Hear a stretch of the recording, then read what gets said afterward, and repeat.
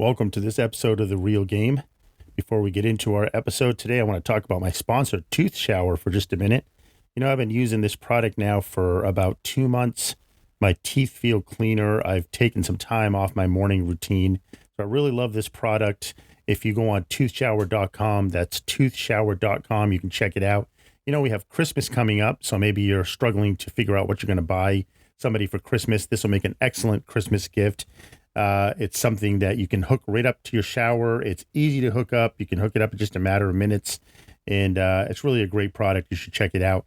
If you go on the website and enter the code The Real Game, that's The Real Game, no spaces, all one word, you'll receive a free irrigating orthodontic brush plus free shipping on your order. So check it out. That's toothshower.com. Welcome to The Real Game, a podcast by coaches for coaches. I am your host, Matt Philbrick.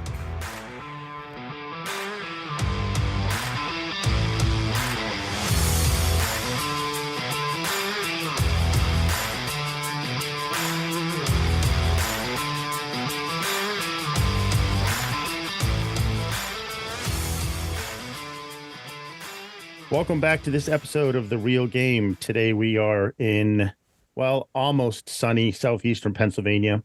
Been a little rainy and dreary here for the last few days, but I did see the sun peek out this morning, which is good.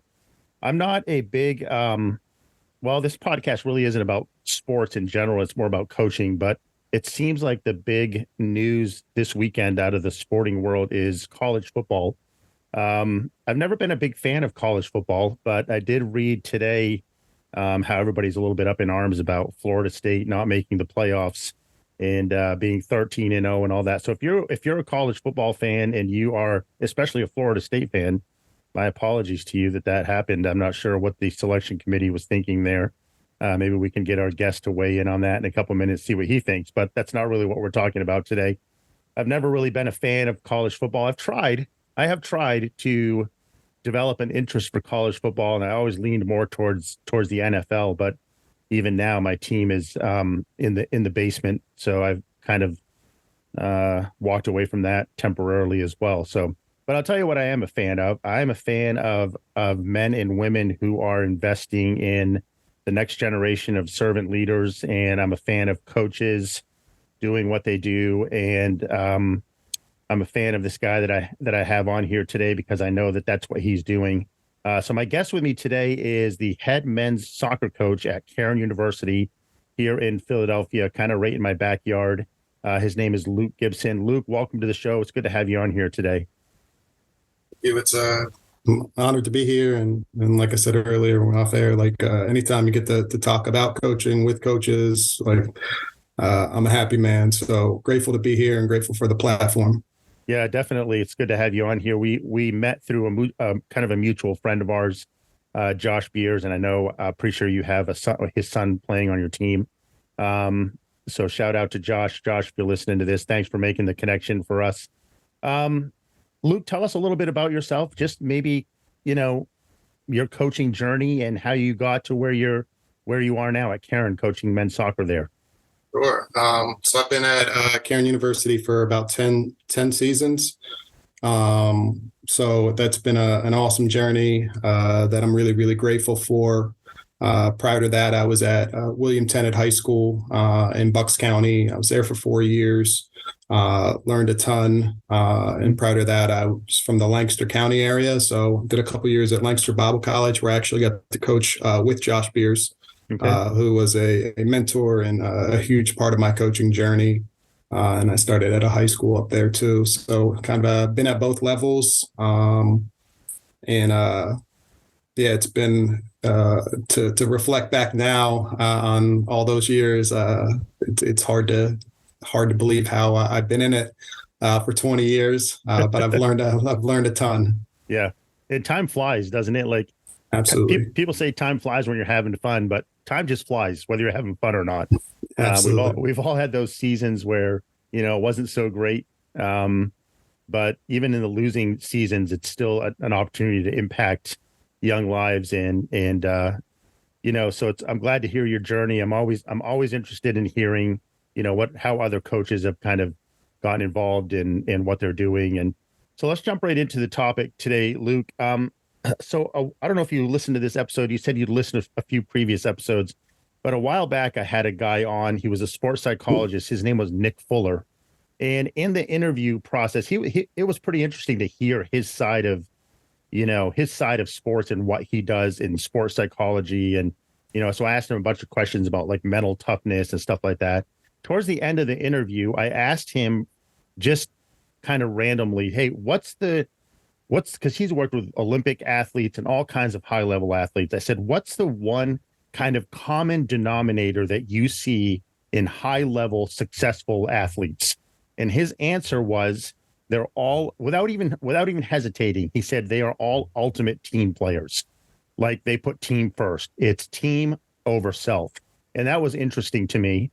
And even as I go back and think about like guys that I loved to watch play basketball when I was a kid, like, Michael Jordan and some of those guys, all the ultimate team players. Like, I mean, Michael Jordan to me was probably one of the greatest players in the history of the game, if not the.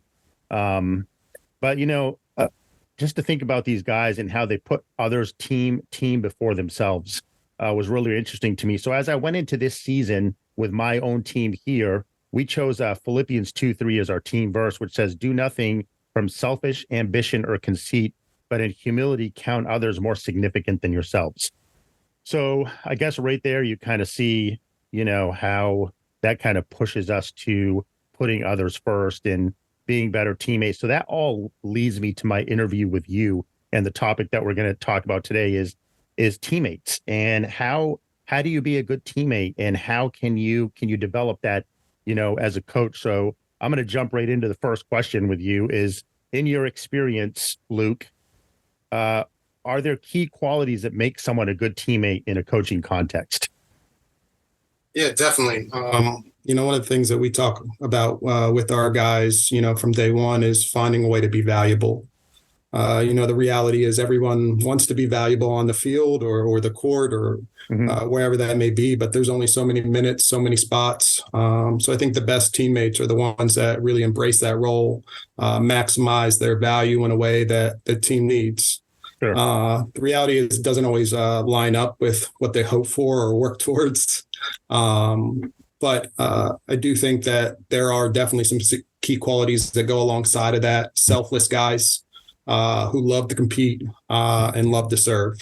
But that's going to look different for each player, right? Like just how they're built, how they're made, their personality. But in my opinion, those selfless guys who, like you said, we always, in our program, one of our things we always say is team first, self last. Those guys are willing to do that consistently and have that competitive edge too. I think that's part of being a really good teammate, is that you're going to compete at a high level consistently day in, day out. So I think it's using those gifts and just how you're made in order to bring value to those around you and to make guys better. So you get, you get guys they're in college. By the time they come to you, they're, 18, 19 years old. Do you think these qualities are developed or have been developed along the way, or are they more innate qualities that you see in these guys? And then how do you nurture any of these qualities within them as well?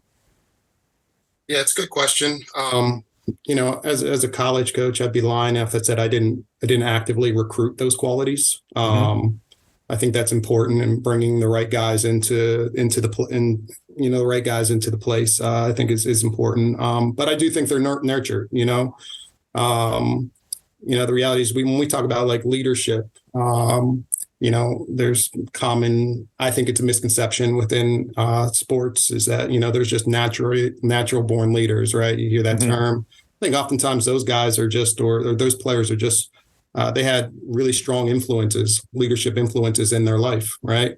So I think same is true when you talk about being a good teammate. I think they probably had some really, really good influences in their life. So I think it's nurtured.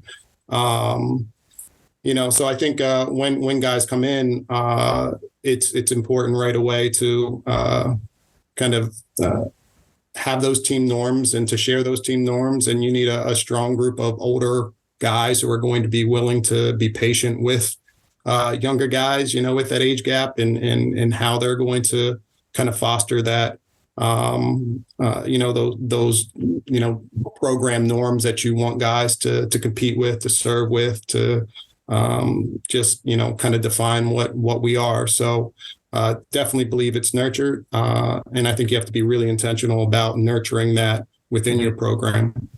Yeah, definitely. No, that's a great answer.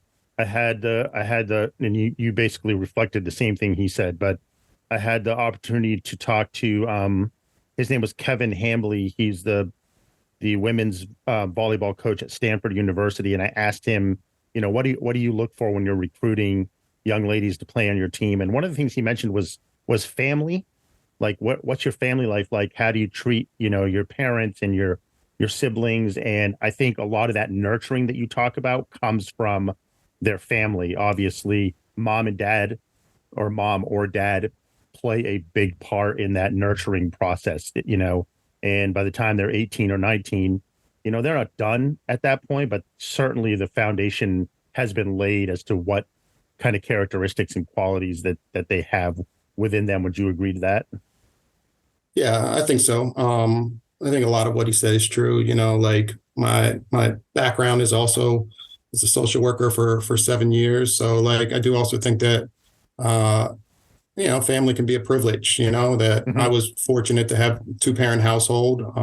Not everyone is able to kind of come from that similar background. Right. But yeah, I think having those influences, sometimes it's mom or dad, sometimes it's a high school basketball coach or soccer coach that Definitely has served in that capacity in order for that player to grow, right? To grow. So I think having, those figures in their life, I think is absolutely important. It's something that, we try to find out in the recruiting process as well. Yeah, definitely. So looking at like the whole team, how do you as a coach foster a sense of teamwork and collaboration, with your staff and your players? What are some things you might do to kind of nudge that in the right direction? Definitely. Communication, common language, and connectedness. Okay. One of the things that I always say, it's not my program. I have the privilege of leading it. But we want guys to take ownership. We always say the first step is buy-in, but you can buy something and disregard it. Typically, when you own something, it means something much more to you, and you're willing to make it better, right? And to work at it. So we want guys who are going to take ownership of this process and of this program. I think on my end, it's really important for me to model being open to feedback, having the perspective that I might be wrong when I enter into a conversation with my staff or with players. I think when you are wrong, it is just addressing that and kind of acknowledging your mistakes. I think if you want good teammates, you want them to be accountable. I think that has to be modeled by me as the head coach. And I think the last thing is just, we in coaching, there's always that thing where we say we have an open door policy. But I think there's a difference between like having an open door policy and providing a space where people want to walk through it, right? And that's relationships, and that's where guys feel valued and safe, right? You can, if you don't create those things, whether your door is open or not, guys aren't going to walk through it. You're not going to have those hard conversations. Guys aren't going to open up to you. So it's hard to kind of get to the root of that collaboration piece if guys don't feel safe, right? So it starts with relationships for me. I love that. I absolutely love that point that you made about the open door policy. And just because your door is open doesn't mean that they're going to feel that sense of ease going and talking to you. So I do agree with you 100%. I've seen coaches who they say, hey, I have an open door policy and you can communicate with me anytime you want, but they don't put players at ease in a way where a player might feel comfortable coming to them whenever to have hard conversations about things. So I agree with you 100%, and I appreciate you bringing that up. Have you ever encountered a situation where maybe you had a young player come to your team that might have been a little rough around the edges and you wanted them there, but they had to overcome some personal challenges in order to become a better teammate? And obviously, I'm not looking for you to name names or anything, but maybe just a situation that sticks out in your mind. Oh yeah, this kid, he came to us from such and such, and he really grew into that, you know. Yeah, I mean, there's a lot of guys that come to mind. I think every guy brings in their own baggage, their own things that they have to overcome. And I think a healthy environment is not asking guys to set that baggage aside, right? It's working through that, and for guys to understand how it impacts them, and impacts those that they're around as well, right? And then as a coach, I think, the two words that really jump to my mind is patience and curiosity. A couple of years ago, we had a guy who was in, and he had really, really high expectations for himself, and probably expectations that he wasn't going to be able to meet because they were a bit too high. Okay. So he was a really emotional player, and there was a practice where he just was off. His body language was terrible. He was, he just wasn't a good teammate. So I was pretty livid. And when I pull him aside at the end, my wife's an educator, and she always just talks about like the importance of, when you talk to a kid, it's how would I like my daughters to be talked to, right? Yeah, so sure. Having that point of view, right? So I pull him aside, and it's just a simple like, hey man, are you okay? Yep. He breaks down, he's just going through some really heavy life stuff that he hasn't shared, right? And he's just trying to get through a practice. Sure. And I think it's the importance of that curiosity and giving that relationship the dignity it deserves. Because if I go in and I'm just heavy-handed like I wanted to, I don't get the opportunity to really have that conversation where he's going through something, and to be a support system to him, and then to also address some of the behavior things that I wasn't pleased with as well, right? Yeah. So I think it, again, the kind of like the relationship side, if you don't have that, if you're not willing to really honor that relationship, you're going to miss a lot of opportunities for guys to grow and to overcome those personal challenges. All right. Just structure enough. Just structure alone isn't going to be enough for a lot of guys to overcome some of those things. Sometimes it's enough to hide those things, but our goal isn't for them to hide them. It's to be able to process, to work through them. Because they're a unique part of our journey, right? We've all overcome things in our coaching careers and our personal lives, whatever it may be. So guys bring those same things to your program, and it's, hey, how can we help them work through it, so that they can own it and understand how it impacts them and those around them. Sure. No, that's great. That's a great answer. I had the privilege of working for Chick-fil-A for a few years. And one thing that they used to say over and over again in their training is that everybody has a story. So everybody you come into contact with has a story that you don't know anything about. And so to your point, we have kids stepping on the court and on the field who are going through a lot of different things. It could just be something as simple as, an academic challenge, or, failing a test. It could be something bigger, a relationship issue or a family problem, or, but we just don't know. And like you said, it's good that you're there to help them process that when it comes out, to help them, maybe make sense of things that they don't understand, or they they're not used to feeling. So that's a great point. And it's something that coaches they provide a valuable role in that scenario. So, not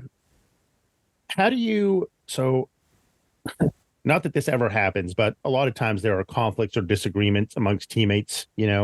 I experienced that with guys. I've coached girls. I experienced it with girls. How do you handle conflicts and disagreements? And I know conflicts and disagreements they're a way that you can grow. And if there aren't conflicts and disagreements, then maybe you're not growing, but that's going to come out in every team. How do you as a coach specifically handle those, and what impact can resolving those issues have on your team dynamics?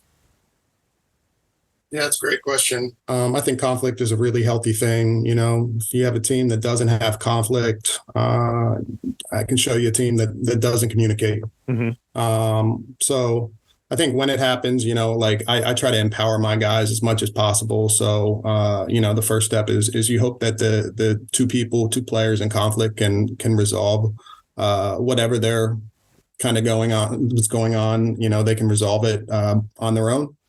And then I think it's working alongside your captains to give them the tools to provide them with some scenario training before the season of common things that are going to come up amongst guys. So it's trying to be as proactive in that process so that your leaders can navigate that and handle those things when they pop up as well. And then, when it's bigger than that and I have to step in or our staff has to step in, it's facilitating a conversation, but with the goal of trying to repair and restore the relationship, right? Yeah.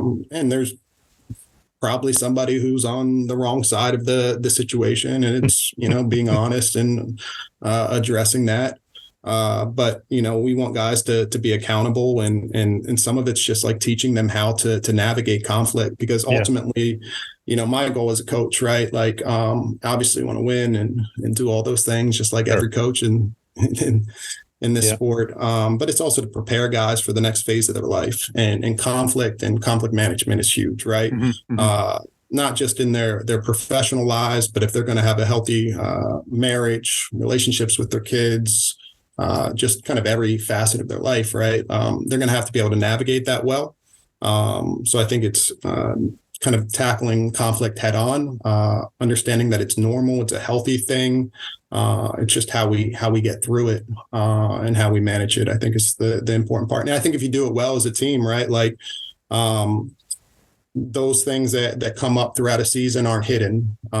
Guys are going to embrace that, whether it's captains, whether it's freshmen, wherever they are in the dynamic. That's what you want. You want guys that are going to tackle those things head on. Hey, this is how I'm feeling, or this bothered me, or whatever, right? Let's have that conversation. So I think that leads to a healthier team, and honestly makes my life a lot easier as a coach, right? Because a lot of those things are handled before they get to me and before their crisis. Yeah, definitely. I love that statement you made: tackle conflict head on. As a coach, don't ignore it. Don't brush it aside, but definitely use it, like you said, as teaching opportunity, and it's an opportunity to help grow those young men and women. So that's great. This is interesting to me, this question. From a coaching perspective, how do you balance the development of individual skill, yet emphasize being a team player? Yeah, that's a good question. I think in a lot of ways they go hand in hand. As a coach, if we don't maximize individual talent, our ceiling is significantly lower.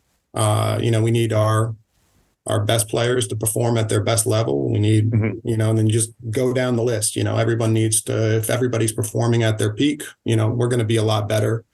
So there might be individual work that needs to be done kind of outside of the training context. And you try to provide guys with those tools or that time to do so.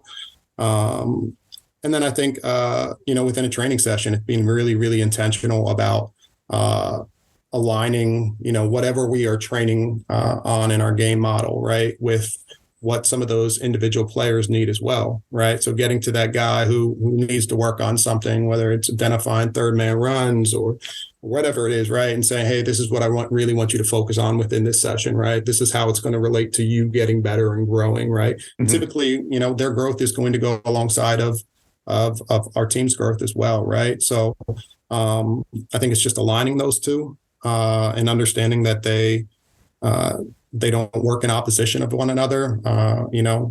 If guys get better individually and we're maximizing guys' talent, our team's going to be a lot better for it, as long as they can make the connection between how those things work.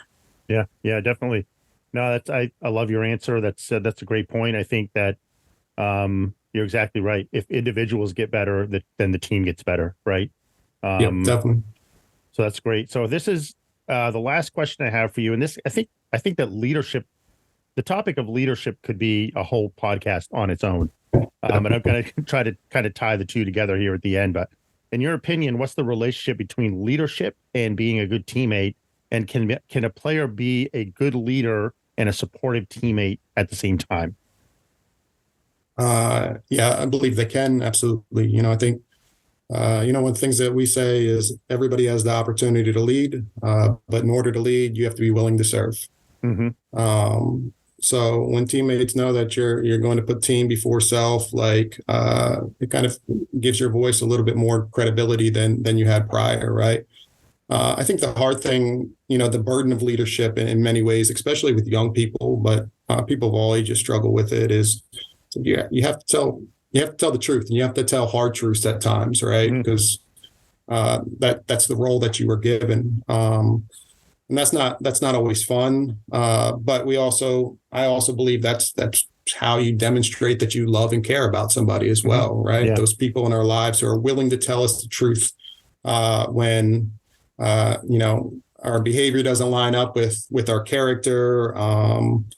Whatever those things, when they're disappointed in us, those people who are willing to step in and say, "Hey, that's not who you are," or "I don't like this." That's a sign that they care and love about you, right? So within the team concept, it's kind of the same thing. Like if you're willing to tell the truth and to have those hard conversations, like that shows that you care about your guys, about your teammates, right? Yeah. So I think it's part of being a good teammate, and I think it's part of being a strong leader is being able to tell the truth, and I think that's how you need to support guys at times, right? By being honest with them and not just kind of being hey, it's going to be okay. It's like, yeah, that's great. Encouragement is a much needed part of any team environment. But encouragement without truth, right? Like it's hard for guys to grow in as well, right? So it's that balance. Yep. So I think leadership goes hand in hand with being a good teammate, and I don't think it's just a captain thing or a senior thing. There are freshmen who are having those one-on-one conversations with guys when they feel like they stepped out of line that I think are meaningful and sometimes go unseen or unheard, but that are part of building a really strong culture that's connected. Yeah, definitely. That's great.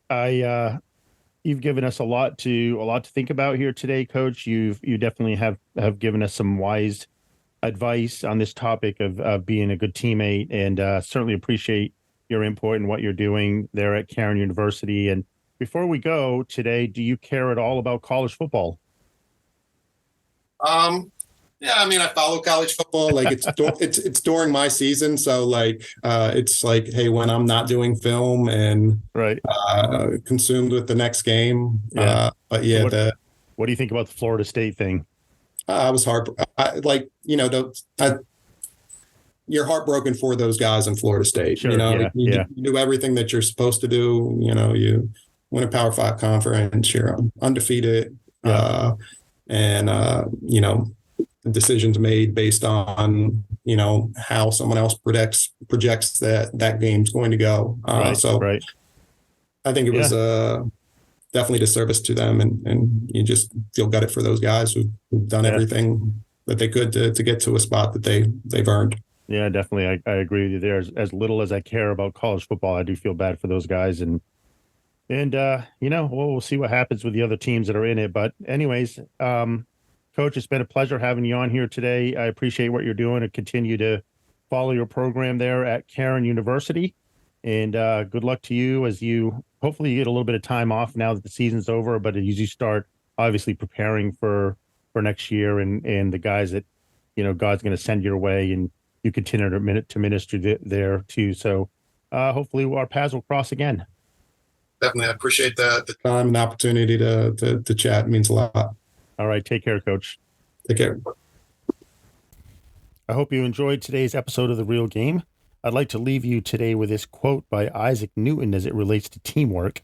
The quote is this: "If I have ever seen further, it is by standing on the shoulders of giants." So good luck, coaches, and coach on.